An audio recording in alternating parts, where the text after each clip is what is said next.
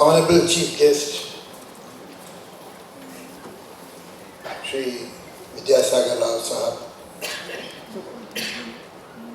other dignitaries, respected dignitaries of the dais, ladies and gentlemen. At the very outset, I would like to express my gratitude and thanks to Srimati Sushila Narayana Reddy Trust that they have given me this honor, they have bestowed this honor on me.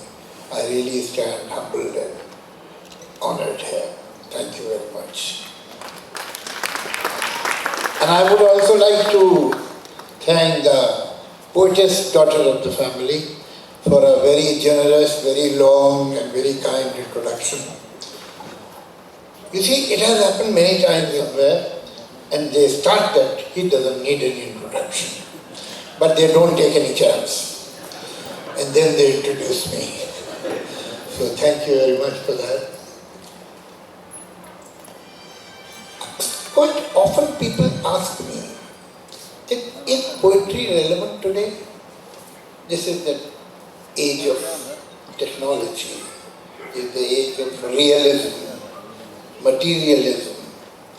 Is there any space for poetry in this society or any society for that matter? The fact is that as long as there is a difference between a computer and a human being, Homo sapien, poetry has a space.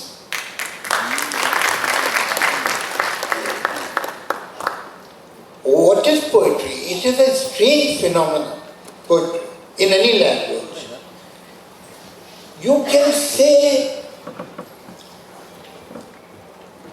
what you cannot in prose. You can make people think, and a good poetry is felt thought. It connects with your mind and your heart too. That is real poetry. And it has a magical quality in it that the same thing perhaps will not be effective if it is said in prose. Because there is inherent music also in poetry. And human beings love music. Music is older than perhaps even language. So there is a magic which still works. And particularly in India, we have always loved our poets in different languages. But the problem, we have one problem. You see, languages were made to communicate with each other. And more often than not, languages become the barrier in communication. It is ironical but true. In this vast country where we have so many cultures and subcultures and languages and dialects and so on one hand we can be very proud that what variety and what range of language, even the whole of Europe cannot claim that. But on the other hand, I feel very sad that how little we know about each other's literature. The vehicle or language which was made to reach others becomes the barrier, becomes the wall.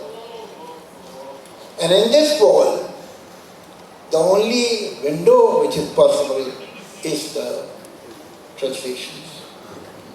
I very humbly, I know that this award is from a great poet of Telugu. I know of his reputation, but I am so unfortunate that I don't know his poetry. I have heard about him, but I have not read his poetry because it was in Telugu. But I want to make a humble offer when I am standing here, that if someone who knows Telugu and English, if possible Hindustani, I can sit with that person and I would love to translate some of his poetry in Urdu. It is necessary. I mean, why should Urdu readers be deprived of it? Because whatever little I have heard, I have come to know, I have realized that this poetry be translated in Urdu, and Urdu readers should reach it. So this is my offer. This young gentleman talked about words. This is one of my favorite topics. You know, words are also like people. You are sitting in a room, the door opens, the man enters. You look at the physical appearance of that person, then you are introduced. They say he's a lawyer, or he's a doctor, or he's a chartered accountant, whatever. So you come to know his vocation.